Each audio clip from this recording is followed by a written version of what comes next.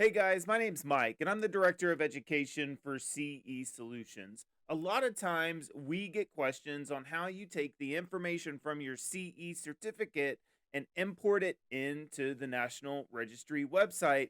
And I've got some good news for you. It's a really easy process, and once you've done it once or twice, you're going to be able to fly through it and get through it with no problem whatsoever. So, go on over to the National Registry website, get logged in, and let me take you through the steps on how you put your CE information into the website. Okay, since you've logged into your website, this is what you should typically see. And sometimes you're going to have little subtle nuances that you may see in mine that you're not going to have in yours. And that's okay because it really doesn't affect the way that you're going to put in your continuing education. So be sure and get your CE certificates pulled up on one side of the screen and this website pulled up on the other. And let's get started with this process here at the dashboard. And this is displays everything that you typically need to know. It's got like my birthday and it's got my national registry number. There's always a lot of good information on this page. What we want to do is look for right here where it says my current role. Come over and click on my certification. Once you click my certification, the certification dashboard is going to come up, and you can see right there in front of you, you have three easy steps to put in your CEs and resubmit your application, or submit, I'm sorry, your application to the National Registry to be recertified. It's really a super easy process. So, step one, add courses to your transcript. Two, we have to assign topics to your courses in the manage education area, which all you're doing is taking what you've already inputted into the website and then assigning it to a class. And then the very last thing, you submit, pay your fee, and voila, you've got another 2 years. If you scroll down a little further on this page as well, you're going to see the recertification CE summary. It's going to tell you how many hours you've put in, whether you're due to recertify, and it's going to have your agency affiliation. Be sure that if you're going to try to recertify online, that you are affiliated with wherever you work for. It will make the whole process a lot easier. All right, let's walk through this process of adding a course to our transcript. So we're going to come over here and click Add Courses to your transcript. Once you get here, you're going to see a page that says My Professional Transcript. And what do we need to do? Well, we need to add a course to my transcript. So let's click there. And we're going to see what type of continuing education course it was. Was it a CE course? Wasn't a traditional refresher course? Some people have to take refresher courses when they haven't had their registry before, or they've taken the test and weren't successful and they've reached the maximum amount of attempts. There's a standardized course, which, little helpful hint here, it shows you what, or it defines it, what it is: CPR, ACLS, PALS, etc. And some college courses must be related directly to knowledge, skill, or abilities in clinical patient care. So be careful with those because you're going to have to prove that that college class actually was part of your education in regards to emergency medical services. And then, of course, we have the initial EMS program if for some reason you went back through one of those when you were going to recertify. So we're going to go the continuing education route. Then it's going to come up to our completion date, and these are all going to be hypothetical dates. I'm just going to put in today's date, 06/23/2023, and I'm going to continue. Name of the course is going to be trauma. Okay, so we've got the name of the course is Trauma in MVCs, and it's going to talk about trauma in long bone fractures. Then we're going to hit continue. The course duration, look on the certificate. It will tell you the course duration. There may even be a breakdown if you want to get specific. If it's a 2-hour course, 30 minutes may have been cardiology. Another 30 minutes may be respiratory. another 30 minutes maybe trauma, and another 30 minutes maybe EMS special operations. When you get to the end of it, if you have hours left over, it's going to allow you to put them in the state and local or individual categories, so it's not that big a deal. For Since we're making these up, these are going to be 2-hour courses, and they're going to be 2-hour and 0-minute courses. We're going to hit continue. This is where we would upload the file. Be sure to have them on your computer. You want to be able to upload them into the system for proof. That way, if you ever have to go through an audit, everything is already uploaded.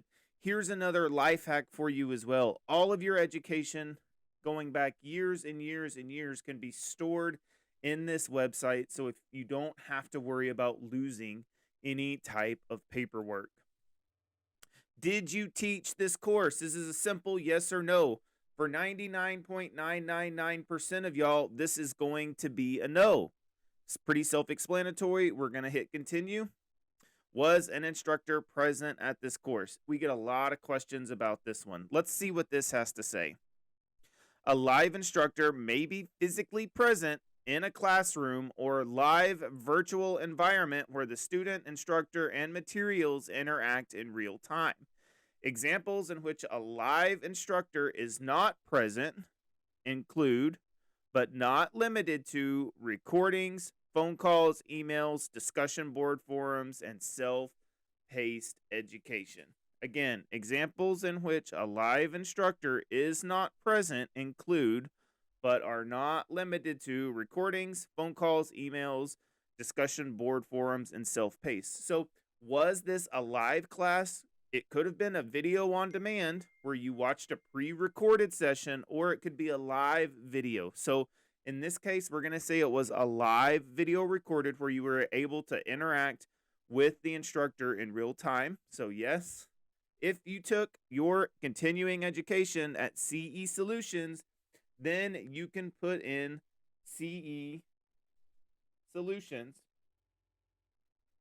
for the lead instructor's name. If at any point you go through an audit and they request the name of that instructor, send us an email and we can get you that information. Sponsor certificate issue. Again, CE Solutions. Now, if you are putting in CEs that you did not take through CE Solution, this may be different. Course approved by. CE Solutions is approved by the state of Texas and California. So state EMS office, state office approval. We will put Texas, scroll down to the T's. And then we're going to hit continue. Location, country, well, good old United States of America. And last time I checked, we lived in Texas, and the city is Burnet, B-U-R-N-E-T. It's going to even give you a little option there. Now we're going to continue to review. This is a continuing education course. It was completed on June 23rd, 2023. Trauma and MVCs. The topic description was trauma and long bone fractures. It was 2 hours. I didn't have the attachment to put in there, but normally if I did have one, I would. I did not teach it. It was a live instructor. It was sponsored, and the lead instructor were by CE Solutions. It was approved by the state EMS office in Texas, and the location is Burnet, Texas. So now we're going to add the course to the transcript. This is what happens after you click Add Course to the transcript. It literally tells you course added. Trauma and MVCs was added to your transcript. You may now assign research topics to this course. So what do you want to do? What's next? Do we want to add another course, or do we want to go down and manage our education? Okay, so we've added this course. It says right here, course was added to your transcript. You may now assign research topics to this course. What's next? Add another course or manage my education? Well, let's look at our transcript real quick and see what that shows us. There we can see that the trauma and NVC was added to our transcript. We can see that right here. Here it is. And I put another one in there so I can show you something else towards the end of this video, but it says it hasn't been assigned yet. So there's two ways that we can assign it. This is the way I prefer that. Click on unassigned. The course was trauma. Subtopics include trauma triage, hemorrhage, fluid resuscitation. Anything that's related to trauma needs to go in the national component. So current course hours, 2. Total hours assigned, 2. Hours required, 3. So I know that I've already put one class in there from prior that I took. So I've already put 2 hours in there. So I only lack 1 in trauma.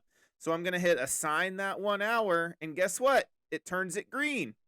And I've met the requirements now, and I still have 1 hour left from that CE, and I can assign it in my local or state topic or my individual topic. It doesn't matter. The national component needs to consist of airway, respiration, and ventilation CE, cardiovascular, trauma, medical, or operations. But as you get down to local or state, you can put in other courses or leftover hours that you haven't used from the national component. It doesn't matter. I'm going to click on view courses again. This one has been partially assigned. I want to make sure I get all my hours in there. And if I hit assign, it's going to take care of that local topic of the 1 hour of the 15 hours in there. There's always more than one way to do something. So let's come over here and we're going to click on manage my education. And that's going to pull up manage education for recertification. And guess what? They even put instructions there for everybody else. But as you click on these topics, you can actually select the courses that you've put in there. And this is why I added that other random course that y'all didn't see, so I can assign those 2 hours and assign them. Oh, whoops, there was 2 hours remaining right there, so I need to put 2 and hit assign. You are attempting to add more hours to this subtopic than can be assigned. And why is that? It's because I've already met the 3 hours that are required to this. So what am I going to do? I'm going to come down here to individual topic. I'm going to select that 2 hours and assigned. And there you go. It's taking care of 2 of those 15 hours that I needed to for individual topics. There's more than one way to put in your education. You need to be sure that you meet the national component, which is airway, respiration, ventilation, cardiovascular, trauma, medical, and operation. And it actually gives you hints based on what you can actually put in there. Again, when you get down to the local or state, it's not as specific. As long as there's a valid certificate and you have that CE number on there, you're going to be good to go to put it in that local or state component. Eventually, after you get all of your CEs uploaded into the website, the Recert application status is going to change, and it's going to tell you to submit your application for recertification. Then you'll have to pay the fee, and the National Registry will look at everything and determine whether you've met the requirements, and they'll give you a card. This is not a hard process to do. Once you've put in CE hours once or twice, it's going to go like clockwork. It's very easy to do. The system is very forgiving. And almost every point they provide instructions or better clarification for what they're wanting to do. Just a few other things. You can actually check your recertification application from your dashboard by clicking Recert Application.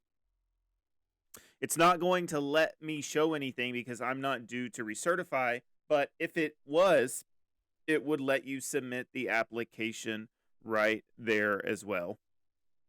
Still need additional help or questions, go to this website address, www.nremt.org/document/recertification, and I'm going to post the address right here on the screen, and there is a lot of information there. It's super self-explanatory And once you've done it once or twice, like I've said, you really shouldn't have a whole lot of problems. You just need to make sure that as you put in your course topics, that they correspond with airway, respiration, or they correspond with trauma or operations. And your certificate is going to say what that subject is and where it should go. Again, if you taken a course over trauma, then it needs to go in the trauma course subject.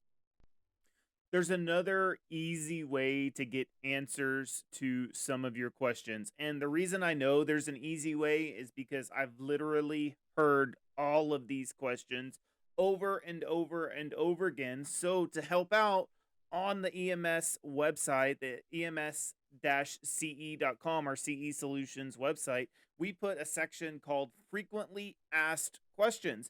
And I bet the question that you're going to ask is going to be somewhere in those frequently asked questions. So if you're up at 2 a.m. for some crazy reason and you have a question, start there to look for your answer. There's also an integration guide, and I'm going to show you where to find that. And if you need some additional help figuring out where you can plug topics into, you can use this integration guide. Remember, you have to meet the national components per subject area: airway, trauma, medical, operations. When you get to individual and state and local, it doesn't have as much weight. You can put in there what you have left over or whatever other course you've taken, as long as it meets the requirements dictated by the National Registry. So, to get to the integration guide, we're going to go over to help and frequently asked questions.